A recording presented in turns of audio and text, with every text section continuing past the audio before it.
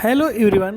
आज की इस वीडियो में क्लास 9th के कोशिका चैप्टर से मोस्ट इम्पॉर्टेंट MCQ लिए गए हैं जो इस प्रकार हैं। सर्वप्रथम कोशिका की खोज किसने किया? तो इसमें ऑप्शन ए सही हो जाएगा, रॉबर्ट हुक। रॉबर्ट हुक ने फर्स्ट टाइम कोशिका की खोज की। सेकंड क्वेश्चन, कोशिका सिद्धांत का प्रतिपादन किसने किया था? तो कोशिका सिद्धांत अर्थात सेल थियरी इसको दिया था स्लाइडेन एवं स्वान ने, तो ऑप्शन डी सही हो जाएगा। नेक्स्ट क्वेश्चन, मानव शरीर की सबसे बड़ी या सबसे लंबी कोशिका कौन सी है? तो इसके लिए ऑप्शन सही हो जाएगा ए, तंत्रिका कोशिका, जिसे न्यूरॉन या नर्व सेल भी कहते हैं। नेक्स्ट क्वेश्चन,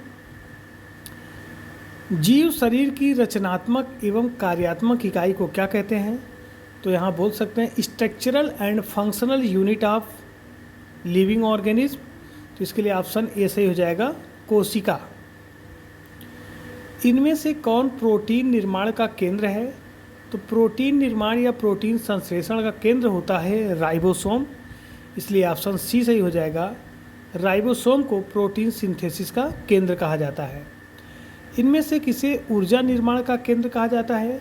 तो इसके लिए सही आंसर हो जाएगा बी, माइटोकॉन्ड्रिया। ऊर्जा निर्माण के केंद्र को अंग्रेजी में power house of the cell कहते हैं और यह ATP के रूप में ऊर्जा का उत्पादन करता है। निम्नलिखित कोशिकांगों में किसे आत्मघाती थैली या सुसाइडल बैग के नाम से जानते हैं? तो इसके लिए ऑप्शन सही हो जाएगा लाइसोसोम, क्योंकि लाइसोसोम के अंदर डाइजेस्टिव एंजाइम होते हैं जो कोशिका का डाइजेशन कर देते हैं। किस वैज्ञानिक ने कोशिका में केंद्रक का पता लगाया था? तो इसके लिए ऑप्शन बी सही हो जाएगा, रॉबर्ट ब्राउन। रॉबर्ट ब्राउन ने केंद्रक की खोज की, या इसे अंग्रेजी में न्यूक्लियस भी कह सकते हैं। पादप कोशिका भित्ति किन अणुओं से बनी होती है? तो पौधों में जो कोशिका भित्ति होती है उसे अंग्रेजी में सेल वॉल कहते हैं और यह सेल वॉल सेलुलोज का बना होता है, सेल्यूलोज। नेक्स्ट क्वेश्चन, जीन बने होते हैं, तो इसमें ऑप्शन सी सही हो जाएगा, DNA के खंड से। तो DNA के खंड से जीन बने होते हैं। इनमें से प्रोटीन निर्माण का केंद्र कौन है? तो प्रोटीन निर्माण का केंद्र होता है राइबोसोम। नेक्स्ट क्वेश्चन, पादप कोशिका का रसोई घर किसे कहते हैं? Kitchen of plant cell. तो इसके लिए सही आंसर हो जाएगा हरित लवक, क्योंकि हरित लवक के अंदर प्रकाश संश्लेषण की क्रिया होती है जिससे पौधे अपना भोजन स्वयं बनाते हैं। प्रोकैरियोटिक में नहीं होता है, तो प्रोकैरियोटिक कोशिका में ये सभी ATS राइबोसोम, केंद्रिका और केंद्रक ये सभी इसमें एब्सेंट होते हैं, तो इसलिए ऑप्शन डी सही हो जाएगा, ये सभी। जंतु कोशिका के सबसे बाहरी घेरे को क्या कहते हैं?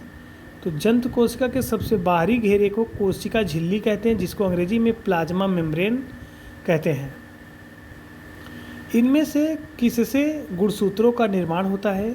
तो गुणसूत्र को अंग्रेजी में क्रोमोसोम कहते हैं। तो गुणसूत्र सामान्यतः DNA और प्रोटीन से बने होते हैं। रंगीन प्लास्टिड को क्या कहते हैं? तो पौधों के जो रंगीन भाग होते हैं, जैसे पुष्प वगैरह या फल का जो ऊपरी सतह होता है वो सब रंगीन होते हैं, तो वो किससे बने होते हैं? क्रोमोप्लास्ट। तो क्रोमोप्लास्ट एक प्रकार का रंगीन लवक है। आत्महत्या का थैला या आत्महत्या की थैली किसे कहते हैं? तो ऑप्शन बी सही हो जाएगा, लाइसोसोम। इसे सुसाइडल बैग भी कहते हैं। जीन बने होते हैं, तो इसमें ऑप्शन ए सही हो जाएगा, DNA के खंड से।